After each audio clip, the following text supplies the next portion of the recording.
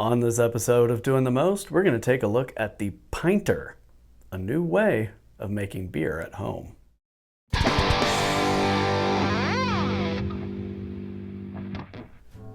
This is the Pinter. They were so generous to send me a review unit of this. They've got a Kickstarter going right now and it ends in like 24 hours from when this video publishes. So check out the link in the description and in the pinned comment, either one, find that link, click through and check out the Pinter Kickstarter. If you want one of these, now's the time to jump on board. So what is this thing? Well, it's a little pressure fermentation vessel that you ferment and serve in. So the liquid never comes out of here other than when you're pouring it into a glass. On the back, there's a little dial that you use to set your carbonation level.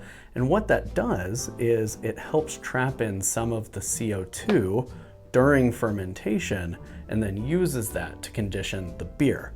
And I have a feeling that you could make sparkling wines and meads and other things in this. But what they sell for this is an extract kit where you can make 12 bottles of beer with one little thing of extract. And for things like hops, like dry hops, they have a special little container that you screw onto this and it injects the hops in there so you have fresh hops right before serving. Pretty cool, in my opinion. So we've got this thing all set up and we're ready to pour, but I first wanted to take a look at what you get. So this thing arrives in some really cool packaging that unfolds to kind of show you the product. And it comes with sanitizer so you can purify the inside of it. And then you basically just mix up a beer per instructions. There's an app that you can download that accompanies this to help walk you through fermentation. And so once you've got everything mixed up, you snap it onto the dock and set it upright. And it ferments that way. It ferments upright, and when fermentation is done, you undock it, and all of your trub, your lees, stays in the bottom, stays in the dock. And so once you undock it, which can be kind of a intense experience for your first time.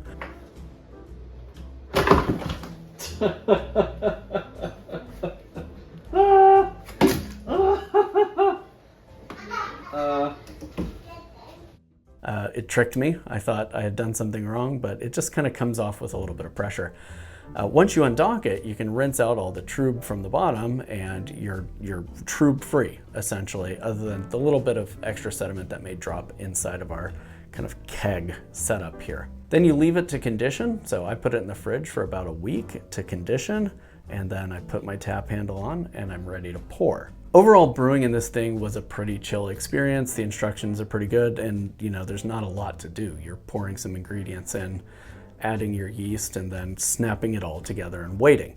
Overall, that was like super stress-free, pretty easy to brew in. It gave me a lot of ideas for different recipes that I could convert to work for this thing. I'm thinking already that it'd be pretty chill to put a session mead recipe in here and just like load it with the appropriate amount of erythritol to sweeten it, and then it would all carbonate and be ready to go in like a week and a half, 2 weeks.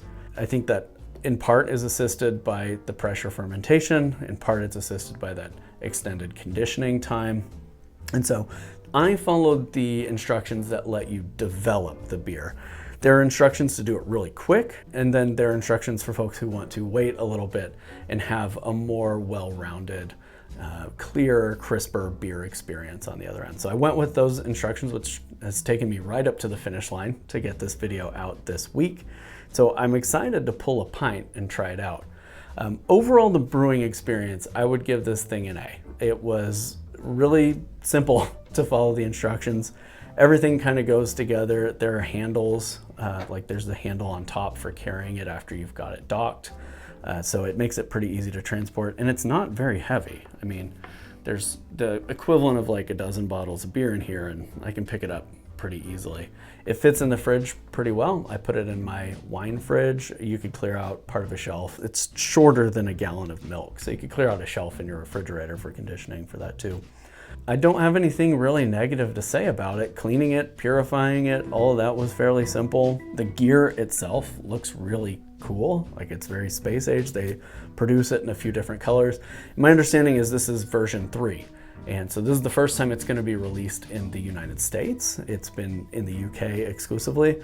And so we here in the States have a chance to get our hands on one finally. And the Kickstarter is a good way of getting one if you're interested.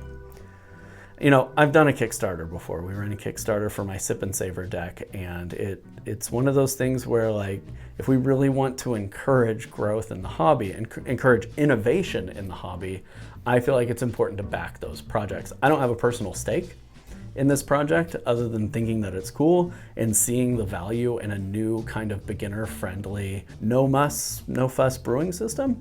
So I really like the idea that this brings to the table.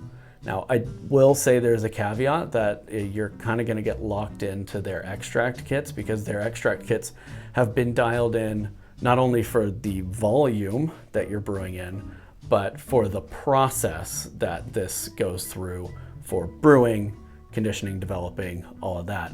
And so that is a slight downside if you're going to be making beer at home and you want to use this thing. You're going to have some difficulty, I think, brewing a beer, you know, like a stovetop beer that's going to work in this. I think you're going to kind of be locked into their beer kits, but they have a really big variety of ingredient kits with different styles of beer. So I do think that there is some fun to be had with this system, especially if you're not super interested in the intricacies of brewing, of the, you know, the mash and the boil and the hops additions and dry hopping and all that. If you're just interested in making beer at home, I think I see a lot of value in that. So I'm really hype about this. This has been a project that, like, as soon as it arrived that night, I was brewing because I had to make the deadline to get this video out before their Kickstarter ends. And so I have been, like, waiting in anticipation to drink this. I made their Hefeweizen kit. And so this was the one that I thought was probably the quickest from brew to drinking, because usually those are pretty quick turnaround beers. A lot of times they're hazy beers, and so it makes sense for this project. And so let's see how it works. So I'm gonna scooch this thing out to the edge of the table here, pour a pint, and see how it goes.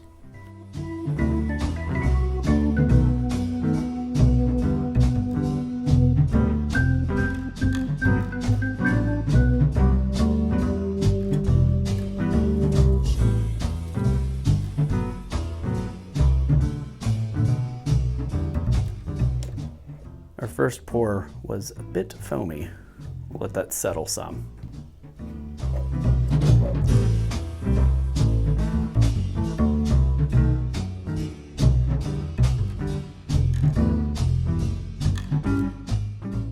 So initially it poured out with kind of a high pressure, but after the first couple of pours and kind of skimming the foam off, then we got it to pull where it was just pouring a pint. So I think the second pint will come off of this pretty easily. Probably just all that pressure kind of stored in the top, needing to neutralize a little bit. Got a nice hazy heft there, decent head on it, nice sparkle to it. You can see the bubbles jumping up from the bottom, so that's a good sign. You know, it's interesting that this does pressure fermentation, because basically what that means is you get a cleaner fermentation that is ready to drink faster. I think the really interesting thing is trapping the fermentation gas as a way of doing the conditioning on this. It's something I don't think I've seen in an all-in-one brewing product like this. So I'm very curious to put it through additional paces and see what I can make in this. All right, so we've brewed a beer. We've reviewed it. It's beautiful, it's functional, it works really well. But how does the beer kit turn out? Let's try Pinter's Hefeweizen.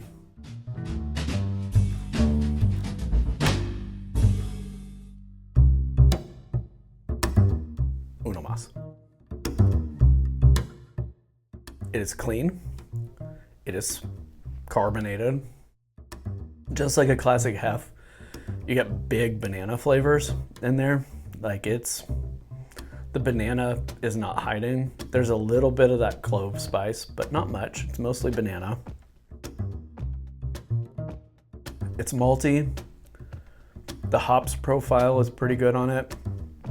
I can a little bit taste my tap water. I use tap water for this. So I would probably suggest using something cleaner if you've got mineral-y tap water. My tap water is kind of hard, So I'd probably recommend using spring water instead, or boiling your water, letting it cool, and then using that, but I was in a rush. I don't think that speaks negatively to the beer though. I can taste the mineral content in the water, and it's a little bit off from what I would want in a hef, but the flavor profile is all there. It's crisp, it's relatively clean, other than those estery notes that you want in a hef, and it tastes like good beer. Now, I think I would want to personally let this condition for another week or two, really let some of those things come together, let some of the flavor compounds kind of meld a little bit more. I think maybe for me, a week and a half old beer is probably not quite ready.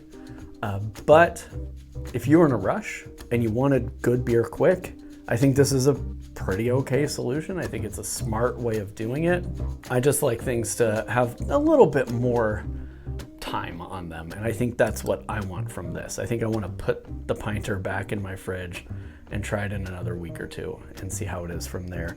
But turning something around in under 2 weeks, you got to give them some credit. That's pretty impressive. Again, it's a beautiful little machine. I'm excited to have one. And if you want to jump in on the Kickstarter, you don't have much time. So click the link in the description or in that top comment. Go check out the Pinter and comment on their Kickstarter page. Give them a thank you from the Doing the Most community for sending one to us so we could play around with it and see how it brews. Again, I think the next thing I want to make in here is a mead. I think I want to take my crispy hydromel recipe, dial it in for this, and see how that pressure ferments, because I think that could be pretty cool. If you enjoyed this video, make sure to click like and subscribe to our channel and hit that notification bell for future videos so you don't miss out on any of our upcoming content. Thank you, Pinter, for letting us check out your beer making gear here. I'm pretty pleased with the product, and I had a good time playing with it. So shout out to y'all. Until next time, happy brewing and cheers. Homemade brews and various how-tos, everything from mead to roast, bake creation, fermentation, inebriation, doing the most.